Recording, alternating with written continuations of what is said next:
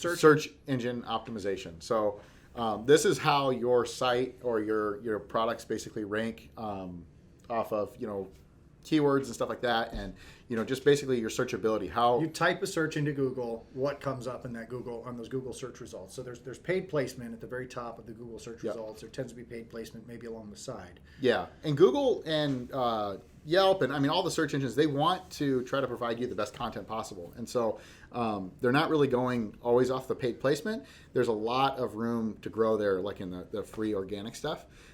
They have an incentive to actually provide you with an answer to your question. Yeah. Right? That's the highest incentive they have, because that keeps you coming back, and then they can charge people for those eyeballs that keep coming back, right? Yep, absolutely. So what we really try to focus on here is, we start with our website, and the real simple, easy stuff that we can do with our website. And if you guys are working on your website or something like this, or even if you're just, posting products on social media, make sure that the names of your products are relevant. And so you can go to Google AdWords, and you can actually create an account with Google AdWords for free. You have to start a campaign, but you can pause, cancel a campaign. But then you get what's called Keyword Planner through Google AdWords, and we'll talk about that more in the future. But what's really cool about Keyword Planner is it actually lets you go in and search different keywords for the rankings with Google, and you can kind of see how many people are looking at that specific search keyword. volume. Yeah, search volume, and that's really nice, because if you've got something that you're really kind of questioning how to word it or what to call it, like whether you want to call it a bandit sign or a yard sign or a political sign or whatever, or a rally fan or an auction paddle, you can see what gets more volume. And then it's always good to take whatever keywords you're planning on using and actually do like a physical keywords or a physical search in Google, and you might put it like in incognito mode so that you can actually see what the natural organic stuff is, rather than based off of what your recommendations are. And that will just kind of help give you a little bit of traction for what keywords you want to use. And so when I say name the products on your site, so if you go to firesprint.com and you look at like specifically yard signs, or you look at auction paddles or rally fans or selfie frames or any one of those specific products, you want to make sure that those are pulling in the customers and getting them to actually click on what you want them to click on. The next thing is to make your page relevant by updating any bad links. If you have bad links on your website that are going to 404 errors or anything like that, you want to just try to eliminate those, get those out of the way. You can either delete them or redirect them, whatever you prefer.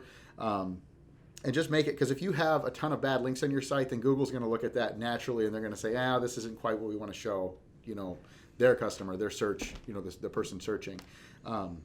It just gives them, they want to get good content up there. So whoever answers that question first, whoever answers it the fastest, without going too deep into stuff or having bad links or making it hard to understand or hard to read, Google's going to naturally just try to bump you up and make you rank a little bit higher.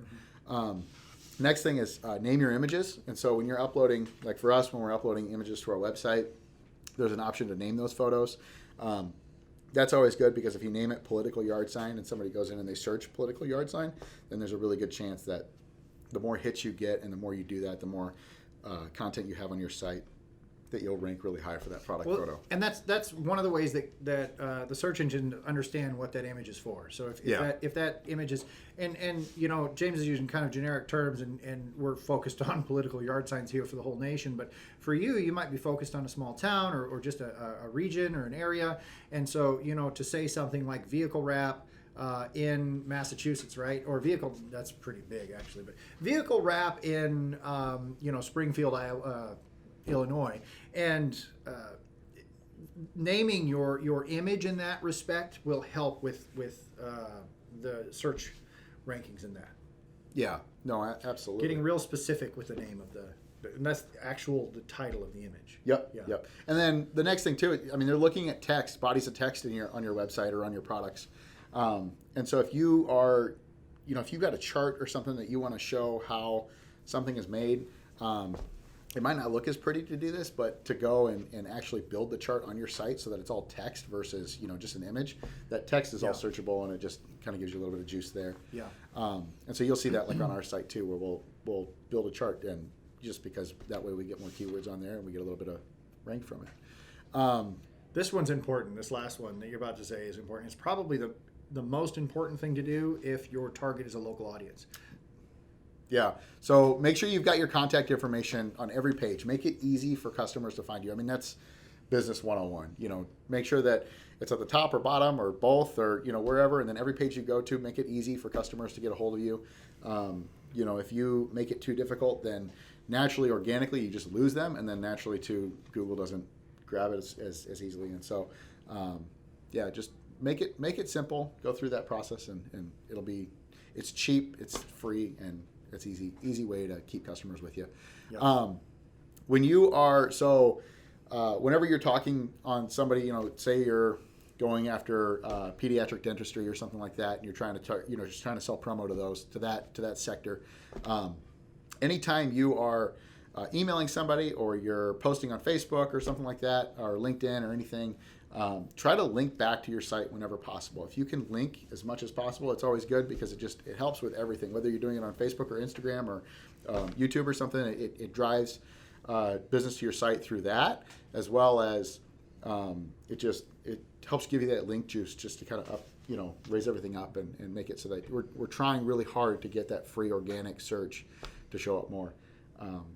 It just makes it easy for people to get back to you. Yeah. So if you're talking about yourself in a post or something like that, a link back to your site makes it easy. So they don't have to take multiple steps to get back to you. So it makes sense both with SEO and with just the natural, path that a customer would take. Yep. No, absolutely. So make sure you update Google My Business. So if you Google My Business, you can build a profile. It's real easy. Same thing with type Google My Business into Google and it'll get you there. Yeah. Right. Yep, yeah. Exactly. Okay. Yep. And same thing with Yelp and any search engines that you can. Just make sure that you update your information is up to date. Work hours, your phone number, your email address, your location. Make sure you got a good image up there. All that stuff is so easy to do, and it doesn't take you hardly any time after this. Before you go home, you can do that. That's your homework. But just make sure that you've got that stuff up to date. That just keeps everything relevant. And then also like your LinkedIn page and your Facebook page, all that stuff. Just make sure that all that information is up to date. Not having something right when somebody's looking for you. It's a quick way for somebody to move on to your, and go look at your competitor or something.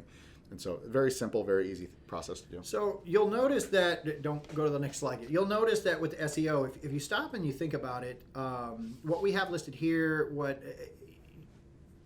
if you go and Google or you get on YouTube and you're looking for an SEO checklist or something to do where you're going through your site on how to have great SEO, there are a lot of things that you do that are they're fairly specific to the algorithms, to the search algorithms. So things that maybe don't make a lot of sense to you do make sense to the search algorithms. That kind of stuff is actually a minority. It gets talked about a lot because that is kind of the voodoo behind SEO. It's why you pay people a lot of money to get moved from third to first if you're trying to rank for really competitive keywords. But most of SEO, I don't know what percentage it is, 80 or 90% of SEO, actually is trying to make your site and the content that you put out there very, very usable for a human, for a person to log in. So if you think about it, Google, when they rank a website, they want to rank a really, really great, and rank meaning like they want them to be at the top of the list. They want a really, really great website with a solid answer to the question that they have, or if it's a product that you're looking for, where's the best place to buy this? Google has, they have an incentive to provide that valuable information. And what that means is when you are thinking about what to do next with your SEO, stop thinking about what Google is trying to accomplish and start thinking about what your customers are trying to accomplish. Putting links that kind of take people back and forth through a story on your website are wonderful. They also help you with SEO and search engine rankings. Making sure that all of your addresses and phone numbers and store hours and everything else are up to date on Facebook and Google and Yelp and everywhere else. Well, the search engines like that, but your customers will also very much like that. Naming images. So if somebody right-clicks on an image and saves it to their desktop because they think it's really cool and they want to show it to their coworker or something, hey, we should have these guys wrap our car, right? I want to show them some of these, and I'm old school, so I saved them to my desktop. Well, the name of that image then helps that customer remember where to get it from, right? If it's named with your company name or something like that. So those kinds of things are very useful for people, and then they also happen to work really well to empower your SEO. So that don't get too caught up in it. Make stuff really easy for a human to use, and the search engines will catch up to that. Yeah. Make sense?